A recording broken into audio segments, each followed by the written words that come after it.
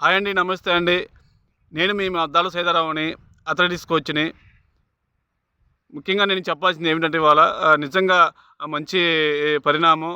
ముఖ్యంగా రాంప్రసాద్ రెడ్డి గారికి, sports minister, తర్వాత శాప్ చైర్మన్ అయినటువంటి రవినాయుడు గారికి, అలానే వీసీఎండీ అయినటువంటి భరణి గారికి, అథ్లెటిక్స్ కోచ్‌ని నేను మద్దాల సీతారావు. నిజంగా నేను మీకు ధన్యవాదాలు తెలియజేస్తున్నాను. ఎందుకంటే క్రీడా ఆంధ్ర లక్ష్యంలో ఉన్నటువంటి ఒక మంచి స్టెప్ తీసుకున్నారు. ఒక పిల్లగాడు సాధించిన ఆ సర్టిఫికేట్స్ని ఒక క్రీడా యాప్లో పొందుపరిచి, తను ఎక్కడా కూడా ఆ సర్టిఫికేట్ రాలేదని చెప్పేసి బాధపడకుండా ఆ క్రీడా యాప్లో కనుక సర్టిఫికేట్స్ అప్లోడ్ చేస్తే సంబంధిత క్రీడా సంఘాలు మొత్తం కూడా శాప్కు పంపిస్తే, శాప్ వాళ్ళు మొత్తం కూడా ఆ సర్టిఫికేట్స్ని ఆ క్రీడా యాప్లో కనుక పొందుపరిస్తే డైరెక్ట్గా ప్రతి ఒక్కళ్ళు కూడా ఆ యాప్ కనుక డౌన్లోడ్ చేసుకోగలిగితే ఆ సర్టిఫికేట్ మీ చేతిలో ఉంటుంది. ఆ డిజిటల్ సర్టిఫికేట్ అనేది నిజంగా క్రీడాకారుడికి అది ఎంతో ఉపయోగకరమైన పని. కాబట్టి మీరు క్రీడా సంఘాల చుట్టూ తిరిగే పని లేకుండా ఒక మంచి నిర్ణయం తీసుకున్నారు. నిజంగా మేము మా క్రీడాకారులను కానీ, కోచ్లను కానీ, మీ శాప్కి, ఆ అధికారులు మొత్తానికి కూడా మేము ధన్యవాదాలు తెలియజేసుకుంటున్నాం. అలానే ఇప్పుడు నేను చెప్పబోయేది ఏమిటంటే విషయం, సర్టిఫికేట్స్ మొత్తం కూడా క్రీడా యాప్లో పొందుపరుస్తున్నారు. పారదర్శకత కోసం ఎక్కడా కూడా అవినీతి జరగకుండా, ఎక్కడ కూడా సర్టిఫికేట్ మిస్యూజ్ అనేది అవ్వకుండా ఒక మంచి పరిణామమే. అంతకుముందు జరిగే ప్రాసెస్ మొత్తం కూడా నేను మీకు వివరించదలుచుకుంటున్నాను. ఏమిటంటే ఇప్పుడు సపోజు క్రీడా సంఘాలు దాదాపు, అలానే అసోసియేషన్లు కానీ, స్కూల్ గేమ్స్ ఫెడరేషన్స్ కానీ, అలా దాదాపు అన్ని సంబంధించిన క్రీడలకు సంబంధించిన సంఘాలు దాదాపు 40 నుంచి 50 క్రీడాంశాల్లో గేమ్స్, స్పోర్ట్స్ మొత్తం ఉంటాయండి. దయచేసి నేను దానితో ఎవరిని కూడా నేను వ్యక్తిగతంగా ఎవరిని అంటలేదు. దయచేసి కూడా నేను యొక్క ప్రభుత్వానికి ఒక సూచన చేస్తున్నానే తప్ప నేను ఎవరిని కూడా వ్యక్తిగతంగా ఎవరిని అంటలేదు. ఆ వ్యవస్థలో ఉన్న చిన్నపాటి లోటుపాట్లని నేను వివరించి చెబుతున్నాను. ఎందుకంటే పారదర్శకత అనేది ఉండాలి. కాబట్టి ఎందుకు చెబుతున్నానంటే ఈ మాట, నేను చెప్పబోయే మాట కొంతమందికి మమ్మల్ని అంటున్నారని చెప్పేసి అనుకోవచ్చు. దయచేసి ఎవరిని వ్యక్తిగతంగా అంటలేదు. వ్యవస్థలో ఉన్న అందరికీ తెలిసిన విషయం, కానీ ఎవరు కూడా నోరెత్తట్లేదు. కానీ నేను ప్రభుత్వానికి ఈ విషయాన్ని దృష్టి తీసుకెళ్ళాలి, వాళ్ళకి విషయంగా సోషల్ మీడియా ద్వారా వాళ్ళకి తెలియచేయాలనుకుంటున్నాను. కాబట్టి నేను చెబుతున్నాను. ఎందుకంటే వాళ్ళ పక్కన ఉన్న సలహాదారులు కూడా వాళ్ళు ఈ విషయాన్ని కప్పిపుచ్చి మీకు కేవలం ఇలాంటి సిస్టమే తీసుకొస్తారు. అసలు విషయం ఏంటంటే నేను చెబుతాను. దయచేసి దాన్ని అనేది భావించవద్దు. ఈ ప్రభుత్వానికి ఒక సూచనప్రాయమే తప్ప విమర్శ అనేది కాదు. ఏమిటంటే ఇప్పుడు సపోజు 30 నుంచి 45 క్రీడాంశాలు ఉన్నాయి. ఆ 30 నుంచి 45 క్రీడాంశాల్లో జిల్లా స్థాయి నుంచి, రాష్ట్ర స్థాయి నుంచి అన్ని టీములు జాతీయ స్థాయిలోకి వెళ్తాయి. ఓకే, వెళ్ళే క్రమంలో అన్ని టీములు వెళ్ళాల్సిందే. ఆ వెళ్ళే టీముల్లో నిజమైన క్రీడాకారులు ఉన్నారా లేదా? నిజమైన క్రీడాకారులు ఉంటే వెల్ అండ్ గుడ్. మన రాష్ట్రం జాతీయ స్థాయిలో మంచి పర్ఫార్మెన్స్ చేసి బెస్ట్ ఆఫ్ 4లో కానీ, బెస్ట్ ఆఫ్ 6లో కానీ పర్ఫార్మెన్స్ చేసుద్ది. అదే కనుక suppose example school games federation తీసుకున్నాం. School games federation of India నిర్వహించే స్విమ్మింగ్ కాంపిటీషన్స్లో మన రాష్ట్రం తరఫున పోటీ చేసే టీము స్విమ్మింగ్ పూల్లో టీం వెళ్ళుద్ది. స్విమ్మింగ్ పూల్లో టీం వెళ్ళినప్పుడు మన ప్రభుత్వ పాఠశాలలో స్విమ్మింగ్ పూల్స్ ఉన్నాయా? వాళ్ళు ఎక్కడ నేర్చుకోవాలా? వాళ్ళ పీఈటీలకి ఆ స్విమ్మింగ్ నేర్పించే దాంట్లో ప్రవీణ్యం ఉందా? అసలు పిల్లలు ఎంతమంది వచ్చారు? ఎంతమంది పార్టిసిపేషన్ చేశారు? అక్కడ నిజమైన స్విమ్మర్స్, క్రీడాకారులు అనేవాళ్ళు నిజమైన వాళ్ళ కాదా? ఒకటి మీకు చెబుతున్నాను.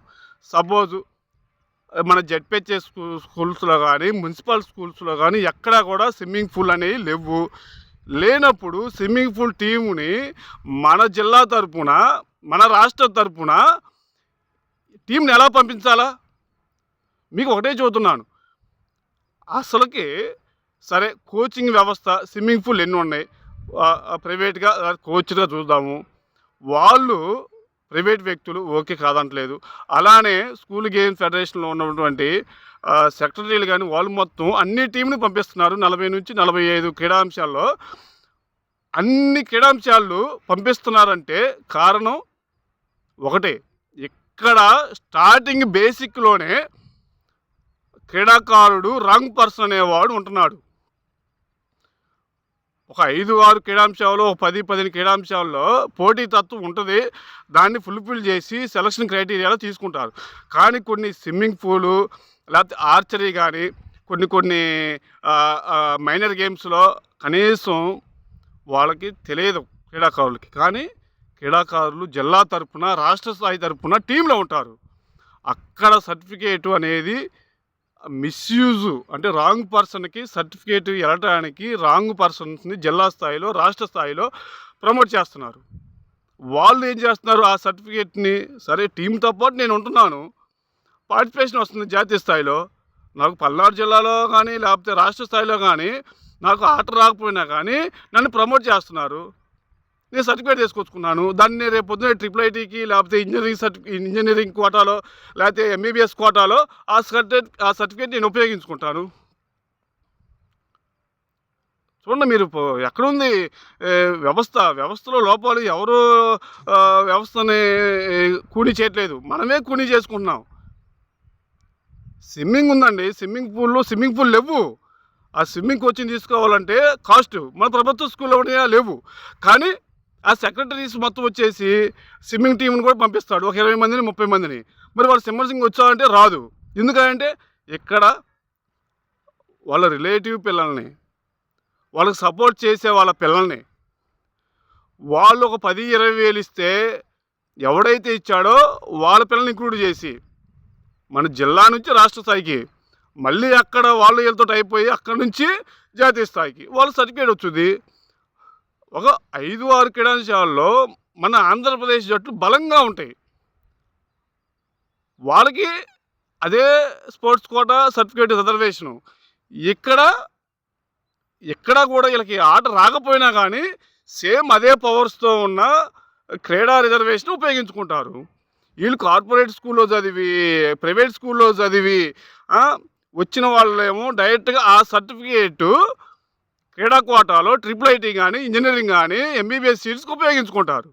ఇక్కడ ప్రభుత్వ స్కూల్లో ఉండి ఖోఖో, కబడ్డీ, వాలీబాల్, అథ్లెటిక్స్ కేవలం 10-15 క్రీడాంశాలనే పోటీతత్వం ఉంటుంది మన ఆంధ్రప్రదేశ్లో.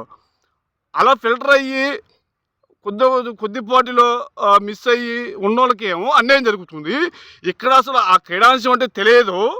ఈ ఆర్గనైజ్ సెక్రటరీలు కానీ కొంతమంది అసోసియేషన్ సెక్రటరీలు మొత్తం కూడా ఆ సర్టిఫికేట్లు మిస్యూజ్ చేసే ప్రాసెస్లో 10-15 వేలకి తీసుకొని వాళ్ళకు నచ్చిన పిల్లల్ని అడ్డదారిన ఇంక్లూడ్ చేస్తున్నారు టీంలోకి. ఇది కనుక మీరు అరికట్టలేకపోతే ఇంకా మన సర్టిఫికేట్స్ మొత్తం కూడా పారదర్శకంగా మేము క్రీడా యాప్లో పెడుతున్నాము, డౌన్లోడ్ చేసుకోండి, మనం మంచి నిర్ణయం తీసుకున్నాం, ఓకే, వెల్ అండ్ గుడ్, ప్రతి ఒక్కటి కూడా చేస్తున్నారు. కానీ ఇక్కడ వ్యవస్థలో లోపాలు స్టార్టింగే అడ్డుకట్ట వేయలేకపోతే మన లక్ష్యం అనేది నెరవేరదు. Thank you.